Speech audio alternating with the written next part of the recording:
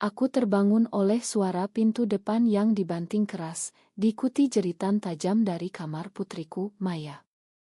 Jantungku berdegup kencang saat aku berlari ke sana, hanya untuk melihat Maya memeluk seorang gadis asing dengan air mata mengalir deras, sementara suamiku, Budi, berdiri membeku di ambang pintu dengan wajah pucat pasi. Pada saat itu, aku tahu hidup kami tak akan pernah sama lagi. Rahasia yang selama ini terkubur mulai terkuak, memaksa aku menghadapi kenyataan yang selama ini kuhindari. Maya, putriku yang berusia 22 tahun, selalu menjadi gadis sempurna di mata kami, pintar, sopan, dan taat pada tradisi keluarga Jawa kami di Jakarta.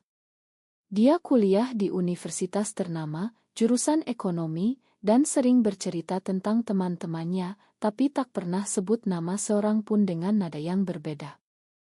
Hingga hari itu ketika temannya, yang dia sebut sebagai sahabat terbaik, datang berkunjung.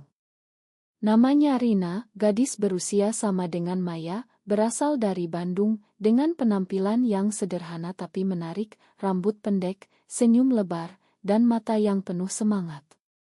Aku menyambutnya dengan hangat, menyajikan teh manis dan gorengan, seperti biasa menyambut tamu.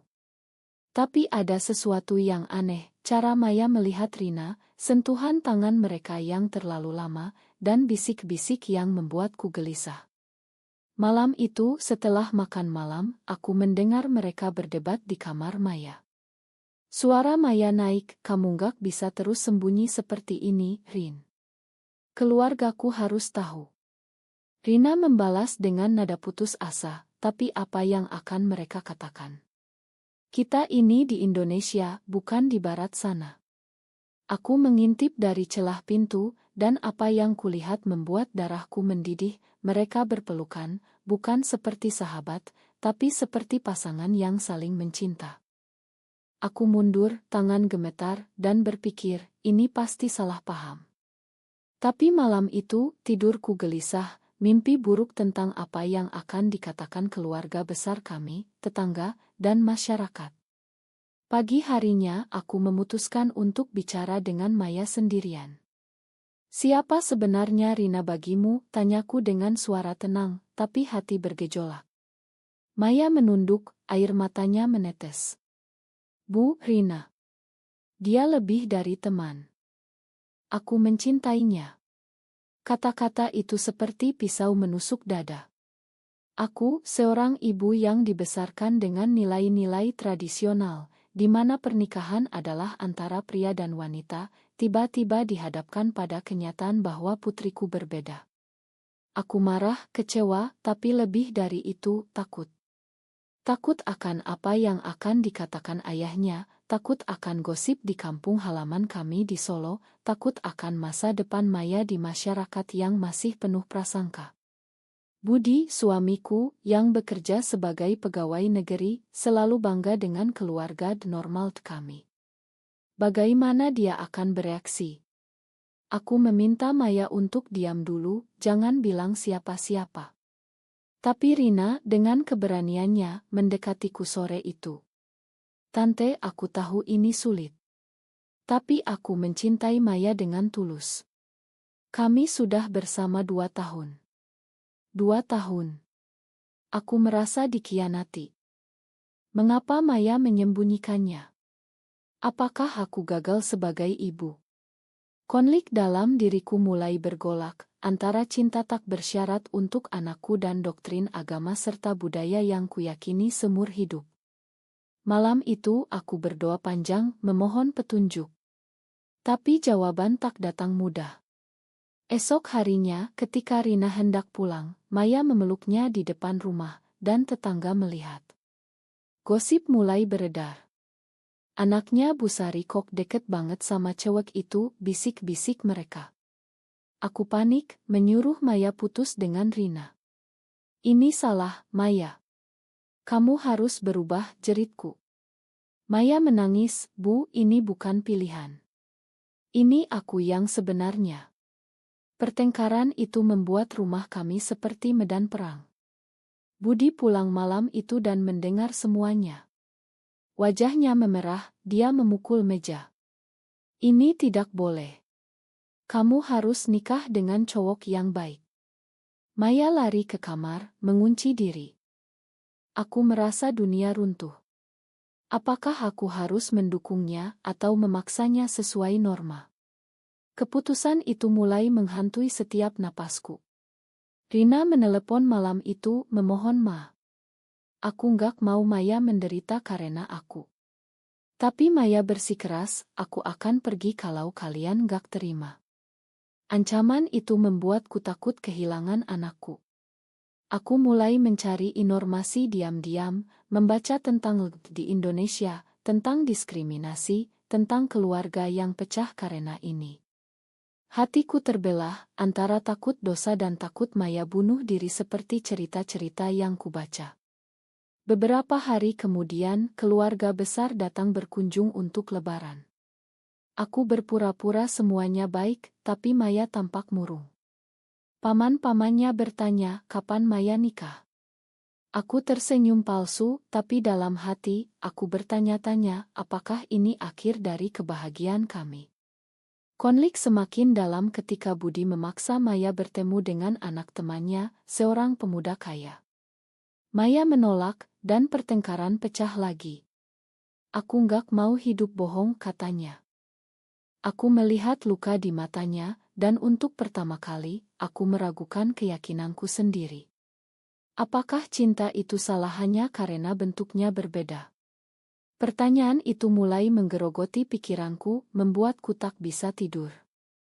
Rina datang lagi akhir pekan itu, membawa buah tangan, berusaha mendekati kami. Aku bicara dengannya sendirian. Kenapa kamu gak cari cowok saja, tanyaku. Rina tersenyum sedih, karena hati gak bisa dipaksa, tante. Jawabannya sederhana, tapi menusuk. Aku mulai melihat sisi manusiawinya, bukan hanya kesalahan.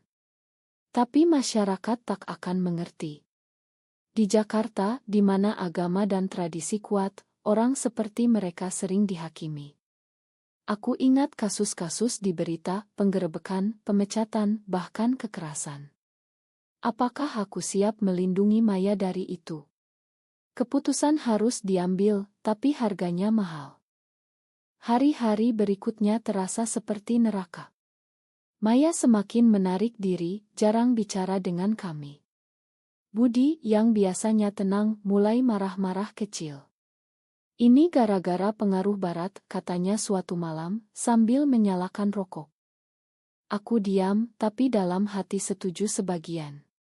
Tapi aku juga melihat Maya menderita. Dia kurus, mata sembab, dan sering menatap ponselnya, pasti chatting dengan Rina. Aku mencoba mendekatinya, Maya, bicaralah dengan ibu. Tapi dia hanya menggeleng, bunggak akan ngerti. Kata-kata itu menyakitkan. Apakah aku benar-benar tak mengerti? Aku mulai mencari dukungan, menelepon saudara perempuanku di Solo. Kak, kalau anakmu seperti itu, apa yang kamu lakukan? Tanyaku hati-hati. Dia tertawa, mesti dicek ke dukun atau psikolog. Jangan biarin. Sarannya membuatku semakin bingung. Apakah Maya sakit? Atau ini alamiah?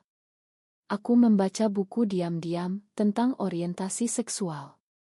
Beberapa bilang itu bawaan, yang lain bilang bisa diubah. Pikiranku kacau. Sementara itu, Rina tak menyerah. Dia datang lagi, kali ini dengan surat untukku. Tante, baca ini saat sendirian. Surat itu menceritakan kisahnya, dibesarkan di keluarga miskin di Bandung, menemukan dirinya suka perempuan sejak SMA, dicaci keluarga, tapi bertahan karena cinta pada Maya. Aku siap pergi kalau itu yang terbaik untuk Maya, tulisnya. Air mataku menetes. Rina bukan monster, dia manusia seperti kita. Tapi Budi tak mau tahu. Dia mengusir Rina saat tahu. Jangan datang lagi ke sini, bentaknya. Maya marah besar, ayah kejam. Dia packing tas dan pergi ke rumah Rina. Aku panik, meneleponnya berulang kali. Pulanglah, nak. Tapi dia matikan ponsel. Malam itu aku dan Budi bertengkar hebat. Kamu terlalu keras, kataku. Kamu yang lemah. Ini soal martabat keluarga, balasnya. Kami tidur terpisah untuk pertama kali dalam 25 tahun pernikahan. Esoknya, aku pergi ke Bandung sendirian, mencari alamat Rina dari catatan Maya. Rumahnya sederhana, di pinggir kota. Rina membuka pintu, terkejut. Tante. Maya keluar, wajahnya pucat. Bu, kenapa datang? Aku duduk, bicara dari hati. Aku takut kehilanganmu. Kami bicara panjang tentang perasaan mereka, tentang masa depan. Rina bilang kami nggak minta apa-apa selain diterima. Aku pulang dengan hati berat, tapi mulai memahami. Tapi masalah baru muncul, tetangga mulai bergosip keras. Anak Bu Sari lesbi, katanya. Aku dengar di warung. Malu campur marah. Budi di kantor juga digunjingkan. Anakmu gimana, Bud? Tanya rekan kerjanya. Dia pulang murung, minum-minum. Ini harus dihentikan, katanya. Dia hubungi psikolog, memaksa Maya pergi terapi. Maya menolak, aku nggak sakit. Pertengkaran lagi, kali ini Maya lempar barang. Aku mediasi, tapi gagal. Maya pergi lagi, kali ini bilang aku akan pindah. Hatiku hancur. Apakah ini harga dari keyakinan kami? Aku mulai bertanya pada diri sendiri, apa yang lebih penting, norma masyarakat atau kebahagiaan anak? Beberapa minggu kemudian, ada acara keluarga besar di Solo. Aku bohong, bilang Maya sibuk kuliah. Tapi paman tahu dari gosip. Benar enggak, Sari? Maya suka cewek, tanyanya depan semua. Aku diam, malu. Budi marah, jangan campur aduk. Tapi keretakan mulai tampak. Pulang dari sana aku sakit, demam tinggi. Maya datang menjenguk, Bu, Ma. Kami peluk, air mata berlinang. Aku nggak bisa ubah diriku, katanya. Aku mengangguk, Ibu tahu. Itu momen pertama aku menerima. Tapi Budi belum. Dia ajak Maya bicara pribadi, memohon dia berubah. Maya bilang, Ayah, ini bukan dosa. Ini cinta. Budi menangis, pertama kali kulihat. Konflik dalam dirinya mulai terlihat. Rina datang diam-diam, mendukung Maya. Aku inginkan mereka bicara. Tapi tetangga lapor Kert, bilang ada penyimpangan. Kert datang, nasihati kami. Ini nggak baik untuk lingkungan. Tekanan semakin besar. Aku merasa terpojok. Apakah kami harus pindah? Atau lawan? Keputusan Maya selanjutnya mengejutkan. Dia posting di media sosial tentang identitasnya. Aku lesbian, dan aku bangga. Reaksi campur aduk, dukungan dari teman, tapi hujatan dari keluarga. Budi marah, kamu hancurkan nama kami. Maya balas, nama apa? Nama bohong. Pertengkaran itu membuat Budi sakit jantung, masuk res. Aku di sampingnya, Bud, mungkin saatnya terima. Dia diam, tapi matanya basah. Maya datang, meminta maaf. Ayah, aku sayang kalian. Itu mulai mencairkan es. Tapi harga yang dibayar, Budi kehilangan promosi di kantor karena gosip.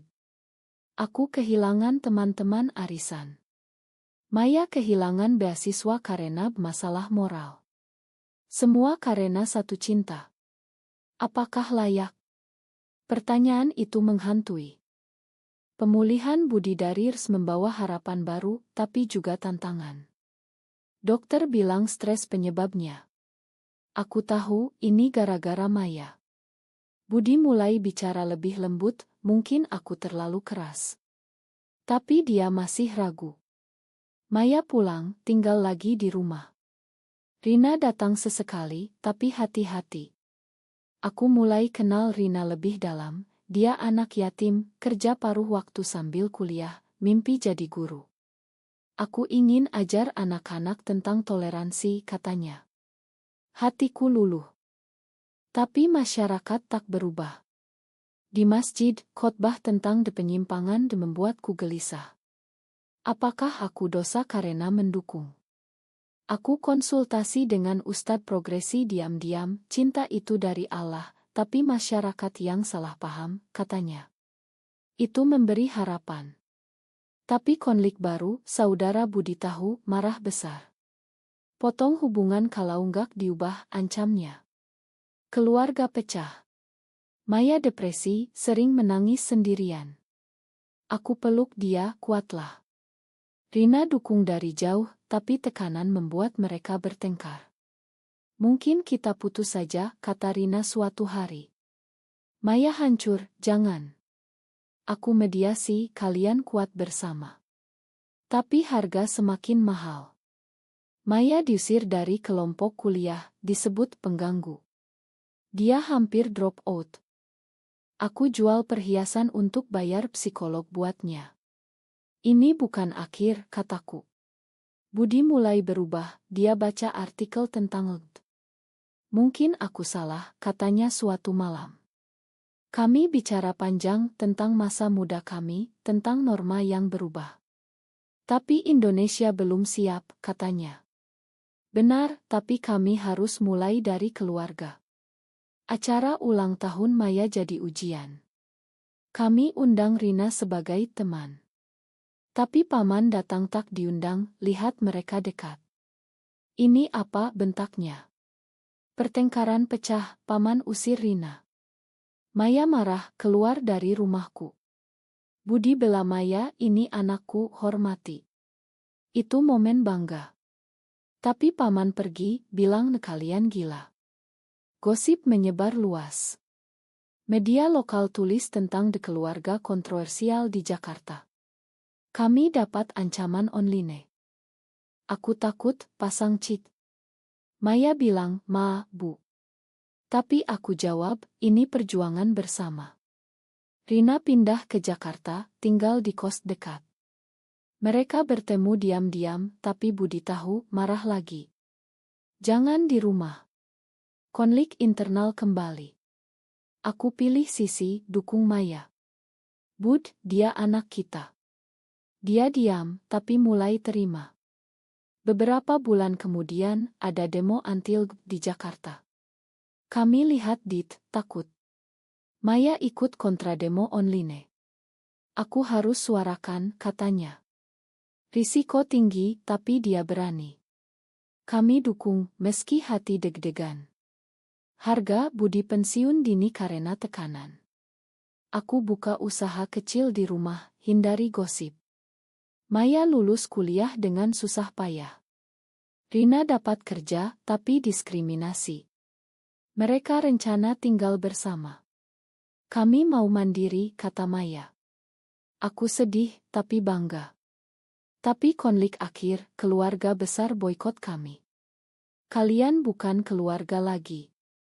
Luka itu dalam.